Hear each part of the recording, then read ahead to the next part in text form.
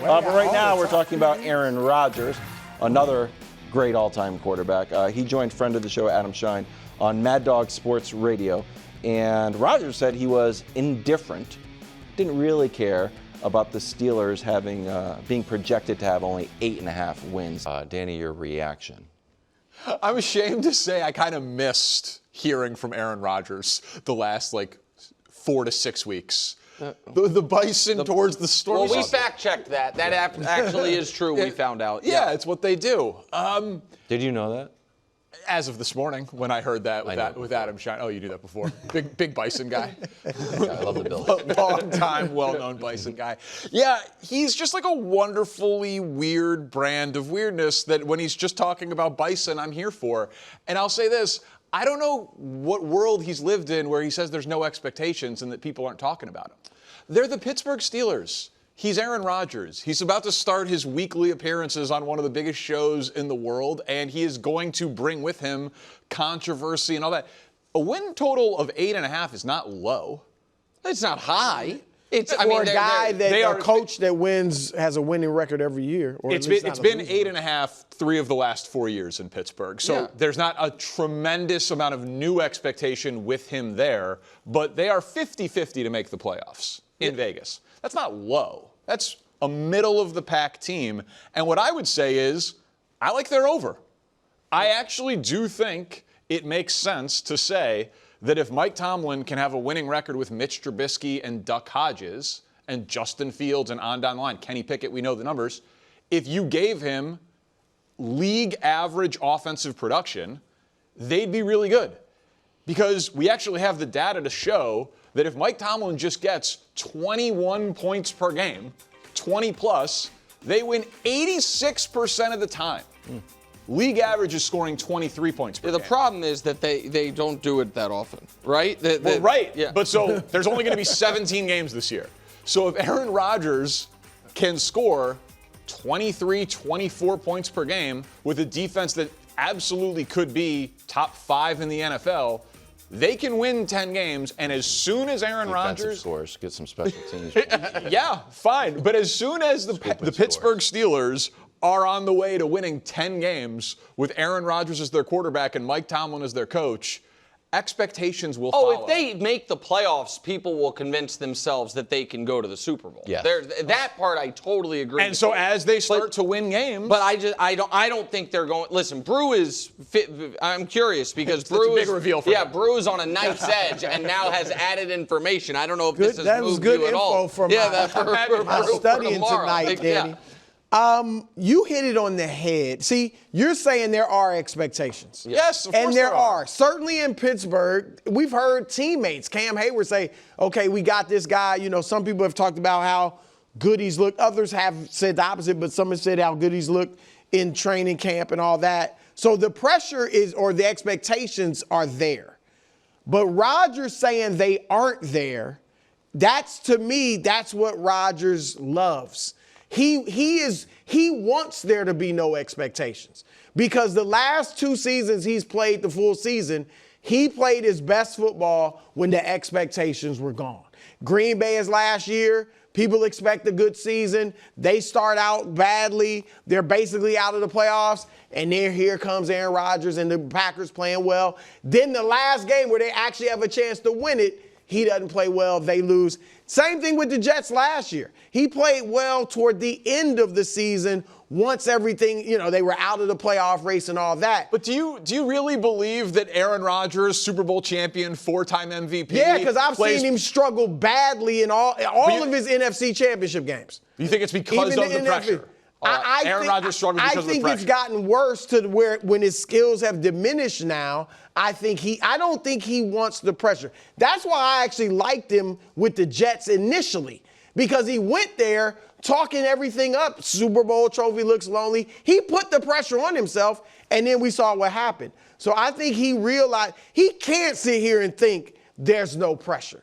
Because all of Pittsburgh is expecting him to do something with this team for the reasons you said. And I've said it. They win 10 games with Justin Fields. They can't win 12 or even 11 with Aaron Rodgers. Hold on. I'm interested in what you disagreed with him about. You think Aaron Rodgers is a big game quarterback? I think that, listen, you and I have talked about that NFC Championship game against Seattle. That one was on Mike McCarthy. Stop kicking field goals inside the 5-yard line. Okay, His that's statistics in goals inside the general. 5-yard line, cover a spread. That's yes. We can, and the NFC Championship game against Atlanta, they were down 21-0 when he had touched the ball barely at all. I understand that piece of it. I also understand that it does, where I agree with Brew is, Aaron Rodgers, when things are going well, feels like, is that the best quarterback I've ever seen? Mm-hmm. You know what I mean? And has put up numbers that are, support that. And Aaron Rodgers, when there is a touch of adversity, this is not across the board, obviously. I'm not acting like the Dak's first playoff game ever, 2016. That was a back and forth game. He's on the road. He was great. He's an all-time great player. But I don't look at him. There's playoff risers. There's playoff stay the same, and there's playoff, droppers to varying degrees. To me, he is closer to a playoff dropper than a playoff riser, and I think the numbers back that up. And I think Brew's point that it is he has tended to, as of late, play his best ball when there is not a belief that the games matter as much as they did before. Like, I do think that's a thing, at least for older Aaron Rodgers, than the opposite. Well, I think he's playing, at this point in his career, at least if you believe what he says, and I don't often, but he seems to be playing with house money. I'm playing for the love of the game. I just want to end my career playing for a great franchise, doing all of the right things. We would agree that the Steelers are more stable than the Jets. Yes, of course. They have a better defense than the Jets. Yeah. They're better coached than the Jets. Everyone is convinced that this offense is going to be bad. Yeah. DK Metcalf is excellent. They added Jonnu Smith to go with Pat Freiermuth. That's 15 touchdowns combined last year from the tight end spot. I would think for a guy like Aaron Rodgers, having 2 tight ends to help block would be good, who also can catch the ball. Jaylen Warren, I thought he was better than Najee Harris, and then they drafted the kid Caleb Johnson, who's a very talented running back who's had a good preseason. Their running game should be better. Their tight end production should be better. Their wide receiver 1 production should be at least the same. Yeah, I don't know if their quarterback play is going to to be better, though. I don't know. You don't think Aaron Rodgers is better than Justin Fields? He wasn't better than Zach Wilson. We did this last year. All we need to do is be better than Zach Wilson, and we didn't get it. So that's. But everything else about the Steelers is better than everything else about the Jets. Hold on. I don't know that Jets defense. I was going to say the Jets. Really what we thought about the Jets defense going into last year and their coaching. Saleh is not Tomlin, but we all respected Saleh's defensive acumen and the defensive talent. I think that to answer your question, I don't think the Steelers are going to have a good offense. I don't. I think that the reason their win total is at 8.5 and they're a coin flip to make the playoffs when we all agree they have a playoff caliber coach, they have a playoff caliber defense, is because they might not, and I think they don't, have a playoff caliber offense. I think Rodgers is answering the question about the expectations in a very interesting way, and you're right. When Rodgers is talking sports or about unimportant things, it can be a fun listen. When he talks about real life stuff, it can be grating. I think it's hard for him to recognize, wait a minute, why are the expectations low? Nobody doubts Tomlin. Nobody's doubting the defense, and the expectations are low. It's because people think he's washed. And there is overwhelming evidence he is, at least to my eye. I think that he is. Is he better than Justin Fields? Yes. Sure. Is he going? Are the Pittsburgh Steelers going to have better quarterback play over 17 games this year than they had last year? I don't know that. I don't know that they are. And so I'd say that's a pretty comfortable bet, yes, that they do. Well, then they should make the playoffs. Correct. Again. Right, yep. Aaron Rodgers thrown for 300 yards once in his last 40 games. 40? 40 games. And that dates back now years and years and years. years. Yes, it's been years. Yeah. Predictions week. AFC West. Now, granted, the Chiefs have won the division 9 straight times, but we're in Danny Parkins' world now. That's right. Oh, wow. Justin Herbert's number 1 advocate. So, Danny, it's your time to showcase your faith in Herbert and Harbaugh. Please reveal your predictions for the AFC West. I'd be happy to. And yes, this is very exciting for me to be able to bring on this great platform all of the great Justin Herbert love. But we'll get there because we're going 4-1. Yeah, of course. It'll be a while before we talk about it. It's going to take some time to get there. Maybe the best last place team in the division, Knicks, Las Vegas Raiders. Okay. No team upgraded at coach and quarterback more this offseason. Unfortunately, in this division, I don't believe that to be enough. Geno Smith is better. Pete Carroll is better. Ashton Genty is great. The rest of the team sounds like a good team. It's an improved team that can win 7 games. And as you said about the Broncos, someone has to finish in last place. Not the Raiders. Good start. Third place. Brew loves it. Thank you, Brew. Yeah. Third place would be All right, the Denver Broncos. 2-6 against making the playoff playoffs. teams last year. This is where you and I are more aligned. Their defense is very good. I think that if Jaden Daniels did not exist, we'd be talking about Bo Nix's 29 touchdowns as a rookie a lot more. Second most for a rookie in NFL history. But ultimately. Behind. Thank you, Wild. Wow. It's only day 2. Behind Justin Herbert? Yeah. So now here's the thing, though. Can I do it? What? Just do it. Well, can I do it? It would be great for your brand. So, and that's the thing. I was thinking about it, Not but when I it try to doesn't be happen. right. I care more about Right, being you right. You gotta told be me this is right. going to be a big problem for me in the world of TV. So the second place team in the AFC Behind West closed doors. is, yeah, that graphic, baby. Justin Herbert. The greatest graphic in the history of FS1. He is on pace to beat Peyton Manning through 5 years. On pace to beat Peyton He is Manning. on pace to beat Peyton I'm Manning. gonna leave. It's going to happen. He's going to take that year 6 lead, which was an AFC Championship game appearance What'd they for go in the Peyton regular? Manning. What'd they go in the regular 12-4. 12-4. So the Chargers 12. going 12, So maybe. we reveal the second place team, which is, yes, the Chargers. I can't do it. I can't go all the way there. Here's the thing. Listen, Justin Herbert could win league MVP and they not win the division. That's I'm like exactly Dwayne right. Wade on that bounce pass, and you. I couldn't do it. I think the division is catching up to the Chiefs, but what people do not fully realize is that the Chiefs, they've won the division 9 straight years. Yeah. In the last 6, they've won it by multiple games. They've won it by an average of 4 games the last 6 years. It is such a huge gap between the Chiefs and everyone else in this division, even with Peyton Manning 2.0 and Harbaugh and the best scoring defense in the NFL and a first-round and second-round pick on offense. Chargers are better, just not quite as good as the Chiefs. Okay, if I may, Yeah, go. You may. I respect your self-control and not just. And listen, we know what Wilds would have done. Wilds would have suggested you go Chargers 1, but you, KW. What? You also enjoy being correct, and you also. I like being incorrect, but I like being interesting. I will say this: if you cannot be the Justin Herbert guy, Yeah, sure. if you don't have them coming out of the AFC West, so if they do win, the Justin Herbert guy mantle is up for grabs. Whoa! It has to be. wait, Yeah, I had him in the playoffs too. If I'm just as much a Herbert guy. Brew, we're doing AFC North tomorrow. If Brew comes, it's like, and finally, you know what it is: purple hat, shoes on the desk, and you're like, Joe Burrow and the Bengals. What are we doing?